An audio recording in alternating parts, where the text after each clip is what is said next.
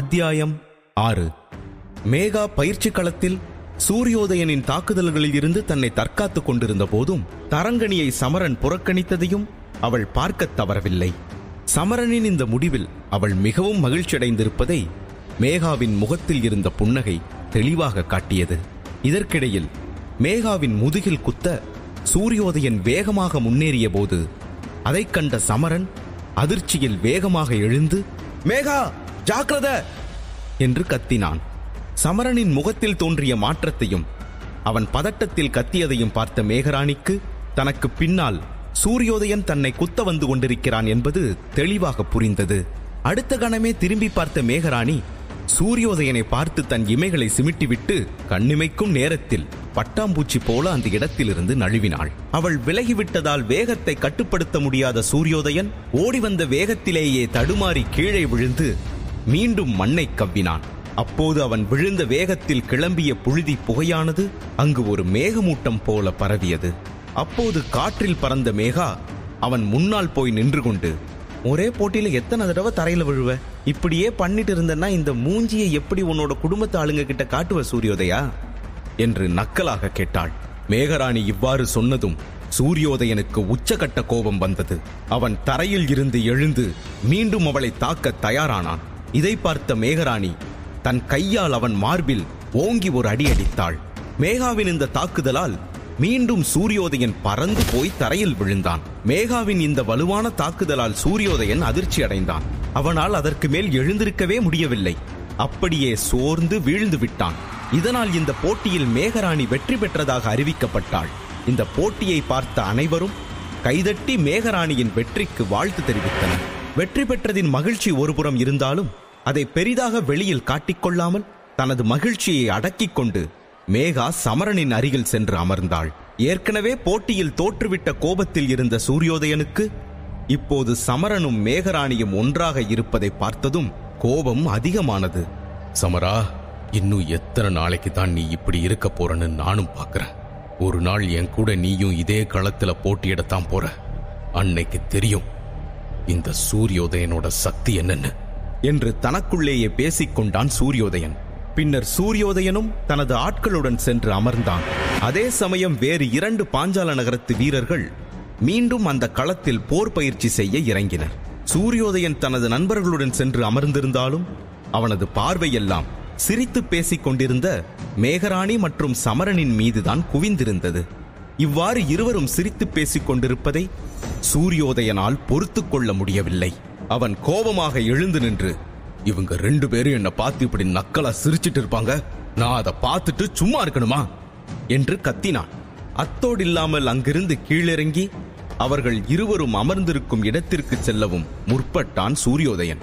அவனை தடுத்து நிறுத்திய அவனது நண்பன், என்ன பண்ற சூரியோதயா, கொஞ்சம் பொறுமையா இரு. எதுவா இருந்தாலும் நிதானமா இருக்கும்போது பாத்துக்கலாம். இப்ப உனக்கு இருக்கிற கோபத்தோட நீ அவங்க கிட்ட போய் ஏதாச்சும் பேசிட்டன்னா அதுக்கப்புறம் உன்னால மேகராணியோட இதயத்துல இடம் பிடிக்க முடியாமலே போயிரும். உன்னோட ஆசையெல்லாம் வெறும் கனவாவே போயிரும் என்று அறிவுறுத்தினான். அவன் நண்பன் சொன்னதை கேட்ட சூரியோதயன் சற்றே நிதானித்து விட்டு பின்னர், சரி, நான் எதுவும் கோபமா பேசல, சும்மா போய் அவங்க கிட்ட பேசிட்டு வந்துடுறேன் என்று சொன்னவன் ஆழமாக மூச்சை இழுத்து விட்டு கொண்டு அங்கிருந்து நடந்து சென்றான். அதற்கு மேலும் அவனை தடுப்பதற்கு அவனது நண்பர்கள் யாரும் விரும்பவில்லை. சூரியோதயன் தான் அமர்ந்திருந்த இடத்தில் இருந்து நடந்து சென்று மேகராணியும் சமரனும் அமர்ந்திருந்த இடத்திற்கு சென்றான். அவன் வந்தது கூட தெரியாமல் அப்போதும் அவர்கள் இருவரும் அப்படியே சிரித்தபடி பேசிக் கொண்டிருந்தனர். அவர்கள் வேறு ஒரு உலகத்தில் வாழ்ந்து கொண்டிருப்பதைப் போல சூரியோதயனுக்கு தெரிந்தது. அப்போது சூரியோதயன் சமரனை பார்த்து, ஏய் சமரா, உனக்கு இங்க என்ன வேலை? யாருக்காச்சும் எதிராக சதி பண்ணலாம் நீங்க வந்திருக்கியா என்று சற்றே கடுமையான குரலில் கேட்டான். இருவருக்கும் நல்ல நட்பு இல்லாததையும் இப்போது சூரியோதயன் சமரனை வேண்டுமென்றே வம்பிற்கு இழுப்பதற்காக வந்திருப்பதையும் அறிந்த மேகராணி சூரியோதயனை அதற்கு மேலும் பேச விடாமல் தடுக்கும் விதமாக, சூரியோதயா, நீ என்ன பேசிட்டு இருக்கன்னு தெரிஞ்சுதான் பேசிட்டு இருக்கியா? நீ எப்படி தாரகிய வம்சத்தை சேர்ந்தவனோ அதே மாதிரி சமரனும் தாரகிய வம்சத்தை சேர்ந்தவன் தான். உனக்கு இங்க வர்றதுக்கும் பயிற்சி களத்துல பயிற்சி செய்யறதுக்கும் எந்த அளவுக்கு உரிமை இருக்குதோ அதே அளவுக்கான உரிமை சமரனுக்கும் இருக்கு. அது மட்டும் இல்லாம வீரர்கள் மட்டும் இல்ல, வேற யாரா இருந்தாலும் இங்க எந்த இடத்துல உட்கார்ந்து வேணும்னாலும் எப்ப வேணும்னாலும் போட்டியை பார்க்கறதுக்கான உரிமை இருக்கு. அதை கேள்வி கேட்கறதுக்கான உரிமை உனக்கு எப்போ இருந்து வந்துச்சுன்னு தான் எனக்கு தெரியல என்றாள் மேகராணி. மேகராணி சமரனுக்கு ஆதரவாக பேசியது சூரியோதயனுக்கு இன்னும் கோபத்தை அதிகமாக்கியது. அவன் மேகராணியை பார்த்து, நீ சொல்ற உரிமையெல்லாம் எனக்கும் தெரியும். ஆனா எத்தனை நாளைக்கு தான் வெறுமனே போட்டிய வேடிக்கை மட்டும் பார்த்துட்டு இருப்பாரா இவரு? ஒரு நாளாச்சும் போட்டி களத்துல இறங்கி யார் கூடயாச்சும் போட்டி போட்டு ஜெயிக்க வேண்டாமா? என்ன சமரா, நான் சொல்றதுல ஒன்னும் தப்பில்லையே என்று சமரனை மீண்டும் சீண்டி பார்த்தான் சூரியோதயன். சமரன் இதற்கு பதில் சொல்ல வருவதற்கு முன்னரே மேகராணி முந்திக்கொண்டு, இப்போதைக்கு அது தேவையில்லை, கொஞ்ச நேரத்துக்கு முன்னதான் நீ இந்த தாரகீய வம்சத்துக்கு போராடி ஜெயிச்சியே, அதுவே இப்போதைக்கு போதும்னு நான் நினைக்கிறேன் என்றாள் மேகா. மேகா இதை சொல்லிவிட்டு கலகலவென சிரிக்க ஆரம்பித்தாள். அவளுடன் சேர்ந்து கொண்டு சமரனும் சிரித்தான். அவர்கள் இருவருமாக தான் தோல்வியுற்றதை சொல்லித்தான் அவமானப்படுத்துகிறார்கள் என்பதை புரிந்து கொண்ட சூரியோதயன் தனது கோபத்தை அடக்கிக் கொண்டு, அது எப்பவாச்சும் நடக்கிறது தான். போட்டின்னு இருந்தா ஒரு ஆள் ஜெயிச்சா இன்னொரு ஆள் தோத்துதான் ஆகணும், அதுல பிரச்சனை இல்லை. ஆனா போட்டியிலேயே கலந்துக்காம வேடிக்கை மட்டும் பார்க்கறதுக்கு பேர் என்னன்னு தான் தெரியல. தோக்குறோமோ ஜெயிக்கிறோமோ தைரியமோ போட்டியில களம் இறங்குறவன் தான் உண்மையான வீரன் என்று சொல்லிவிட்டு சமரனை பார்த்தான் சூரியோதயன். அவன் பேசியதை கேட்ட மேகராணி, சமரனை பத்தி நீ இவ்வளோ கவலைப்பட தேவையில்லை சூரியோதயா, எல்லாத்துக்கும் ஒரு நேரம் இருக்கு. அந்த நேரமும் காலமும் கூடி வரும்போது நீ சமரனை நேருக்கு நேரா களத்துல சந்திப்ப, அது வரைக்கும் கொஞ்சம் பொறுமையா இரு என்றாள். மேகராணி இதை சொன்னதும் சூரியோதயனின் மனதுக்குள் ஒரு யோசனை வந்தது. அவன் மேகராணியிடம், அது சரி, இதுதான் விஷயமா? எல்லாத்துக்கும் ஒரு காலம் வரணும்ல. ஆனா சமரனை பார்க்கும்போது அவன் என் கூட போட்டி போடுற காலம் வரும்னு எனக்கு தோணவே இல்லையே என்றான் நக்கலாக. சூரியோதயன் இவ்வாறாக பேசிக்கொண்டே போக அவன் மீதான கோபம் அதிகமான மேகராணி சமரனின் தோளில் கையை வைத்து அவனுக்கு நம்பிக்கையை வெளிப்படுத்திவிட்டு சூரியோதயனை நோக்கி திரும்பியவள், சரி சூரியோதயா, நீ சொல்றது உண்மை இல்லைன்னு நிரூபிக்க வேண்டிய நேரம் நிச்சயமா வரும். ஆனா சமரனை பத்தி நீ தெரிஞ்சுக்க வேண்டிய காலம் இது இல்லைன்னு தான் நான் நினைக்கிறேன் என்று கடுமையாக பதிலளித்தாள் மேகராணி. இந்த சந்தர்ப்பத்தை பயன்படுத்தி கொண்ட சூரியோதயன், ஓ, நீ அப்படி சொல்றியா மேகா? ஆனா எனக்கு அப்படி தோணலையே. அந்த காலம் இப்பவே வந்துருச்சுன்னு தான் நான் நினைக்கிறேன். அதனால நாளைக்கே நானும் சமரனும் இதே களத்துல போட்டி போடுறதுதான் சரியா இருக்குன்னு எனக்கு தோணுது என்று சவால் விடும் விதமாக சொன்னான். இதை சூரியோதயன் சொன்ன உடனேயே மேகராணி கொஞ்சம் பதற ஆரம்பித்தாள். நாளைக்கே வா என்று யோசித்த போது அவள் முகம் வெளிரிப்போக ஆரம்பித்தது. அதை பார்த்து பயங்கரமாக சிரித்த சூரியோதயன், என்ன மேகா, என்னாச்சு? மூஞ்சி எல்லாம் பயத்துல வெளிரி போன மாதிரி இருக்கு. பயம் இருக்கும் தானே? சமரன் என் கூட போட்டி போட்டா அவனுக்கு ஏதாச்சும் ஆயிடுமோன்னு ஒரு பயம் உனக்குள்ள வந்து போகும் தானே என்று சொல்லிவிட்டு விடாமல் சிரித்துக் கொண்டே இருந்தான். சூரியோதயன் பேசுவதை கேட்க கேட்க சமரனின் இரத்தம் கொதிக்க ஆரம்பித்தது. மோதிரத்திற்குள் அடைக்கப்பட்டிருந்த வருணமித்திரரும் அவனுடன் வெளியில் அமர்ந்திருந்த மேகாவும் அவனை தடுக்க முயன்றனர். ஆனாலும் சமரனின் எண்ணம் வேறு மாதிரியாக ஓடிக்கொண்டிருந்தது. அவனால் தன்னை கட்டுப்படுத்திக் கொள்ளவே முடியவில்லை. ஆனாலும் அடுத்த நொடியே சமரன் சூரியோதயனை தவிர்க்கும் விதமாக அந்த படிக்கட்டில் இருந்து இறங்கினான். ஆனால் சூரியோதயனோ அவனை தூண்டிவிடும் விதமாக, என்ன சமரா, எங்க போற? இந்த மைதானத்தை விட்டு வெளியே போறியா? போ போ, இன்னைக்கு நீ இந்த மைதானத்தை விட்டு வெளியே போற, நாளைக்கு இந்த பாஞ்சால நகரத்தை விட்டே வெளியே போக போற என்று சொல்லிவிட்டு நக்கலாக சிரித்தான். அவன் அவ்வாறு சொன்னதும் சமரன் தனது அடிகளை அங்கிருந்து எடுத்து வைப்பதை நிறுத்தினான். பின்னர் ஏதோ யோசித்துவிட்டு மீண்டும் ஒருமுறை தன் அடிகளை முன்னெடுத்துச் சென்றான். ஆனாலும் சூரியோதயன் அவனை விடாமல் அவனுடைய வழிக்கு இழுப்பதற்கான வேலையிலேயே ஈடுபட்டுக் கொண்டிருந்தான். இப்போது மைதானத்தில் நடக்கும் போட்டிகளின் மீது இருந்ததை விட அங்கிருந்தவர்களின் கவனம் சமரன் மற்றும் சூரியோதயனின் மீதே அதிகமாக இருந்தது. சமரா, ஒரு வருஷத்துக்கு அப்புறம் இங்க நடக்க போற இந்திர விழா நமக்கு சரியானதா இருக்கும்னு நினைக்கிறேன். அந்த நேரத்துல நமக்குள்ள இருக்கிற பிரச்சனைய போட்டி வச்சு சரி பண்ணிப்போம். சவாலுக்கு நீ தயாரா இருக்கியா என்று சமரனிடம் நேரடியாகவே கேட்டான் சூரியோதயன்.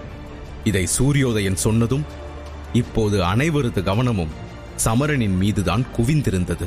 சூரியோதயன் விடுத்திருக்கக்கூடிய சவாலுக்கு சமரன் என்ன பதில் சொல்லப் போகிறான் என்று அறிய அனைவரும் ஆவலுடன் காத்திருந்தனர். இவ்வளவு கேட்டும் சூரியோதயனின் வார்த்தைகளுக்கு சமரன் எந்த பதிலும் சொல்லாததால் தன்னுடன் போட்டி போடும் முன்பே பயத்தினால் சமரன் போட்டியிலிருந்து விலகிவிட்டதாக சூரியோதயன் உணர ஆரம்பித்தான். ஆனால் அப்போது அங்கு நடந்தது வேறு. படிக்கட்டுகளில் இருந்து இறங்கிக் கொண்டிருந்த சமரன் அதை அப்படியே நிறுத்திவிட்டு மீண்டும் படிக்கட்டுகளில் ஏறி சூரியோதயனின் முன்னால் வந்து நின்றான். சமரன் சூரியோதயனின் கண்களை பார்த்து, சரி, நான் உன்னோட சவாலை ஏத்துக்கிறேன்.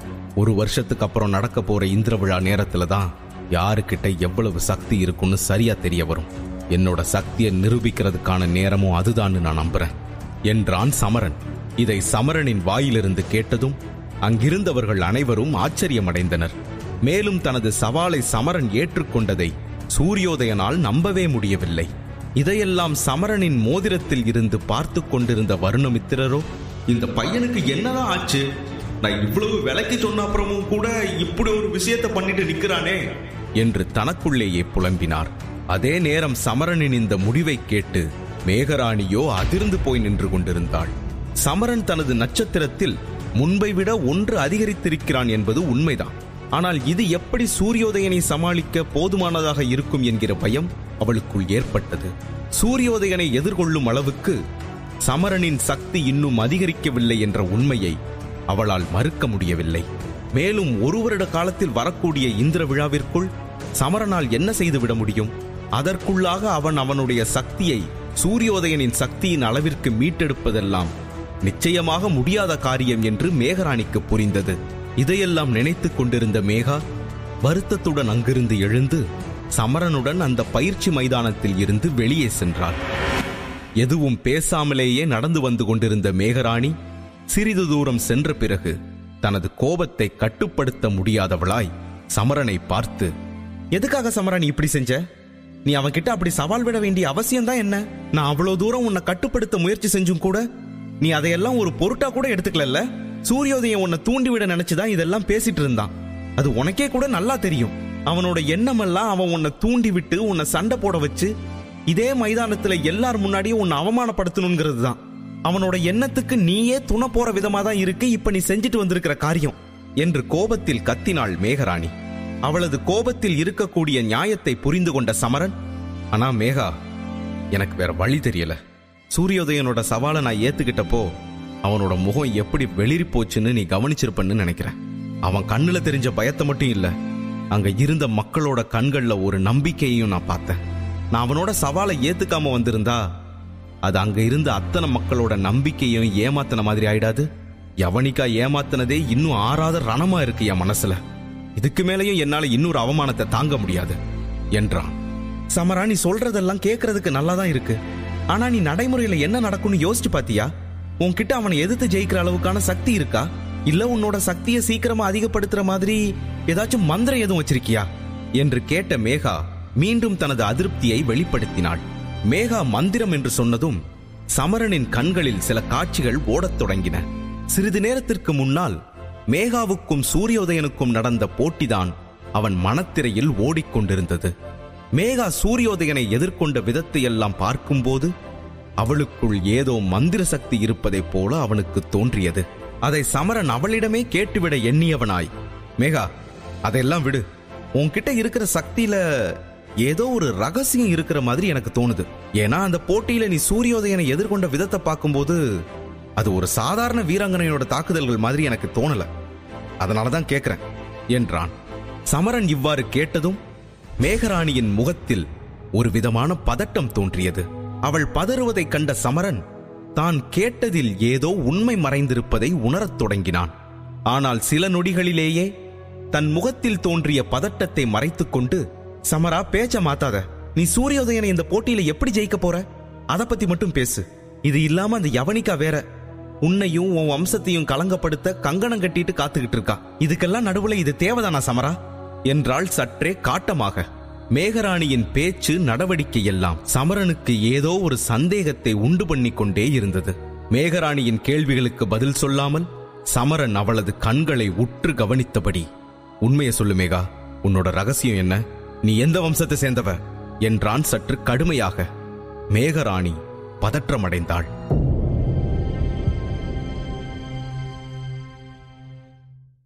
சமரன் மாவீரனாகும் தருணத்தை தெரிந்து கொள்ள உடனே பாக்கெட் எஃப்எம் டவுன்லோட் செய்து இலவசமாக கேளுங்க.